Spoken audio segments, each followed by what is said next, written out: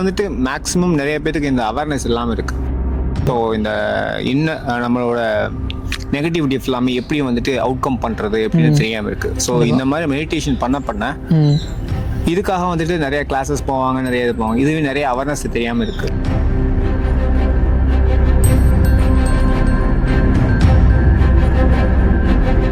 Concentration முதல் வந்துட்டு divide ஆகிட்டே இருந்துச்சு. ஸோ மெடிடேஷன் பண்ணும்போது என்னாச்சுன்னா என்னோடய கான்சன்ட்ரேஷன் ஃபுல் வந்துட்டு அதுலேயே தான் இருந்தது. எதில் இருந்தது? என்னோடய மூச்சில் இருந்தது. ஸோ என் மூச்சு மட்டும் தான் நான் கான்சன்ட்ரேட் பண்ணிகிட்டே இருந்தேன். ஸோ அது ப்ரீத்திங் பண்ணும்போது நான் எந்த அளவுக்கு என்னோட இன்ஹேல் பண்ணுறேன். முன்னாடி ஸ்ட்ரெஸ் அதிகமாக இருந்துச்சு. எந்த அளவுக்கு உனக்கு ஸ்ட்ரெஸ் இருந்துச்சு? என்ன மாதிரியான ஸ்ட்ரெஸ் இருந்துச்சு? ஸ்ட்ரெஸ்னால் எப்படின்னா லைஃப் பார்த்தா எப்படி ஃபேஸ் பண்ணுறது தெரியாமல் இந்த மாதிரி இருந்துச்சு. சரி, இப்போ ஓரளவு கடைசியில் உனக்கு அந்த மரம் என்ன தான் கொடுத்துச்சு, அது உன் கூட எப்படி ஒரு ரிலேஷன்ஷிப் வந்து மெயின்டைன் பண்ணுச்சு?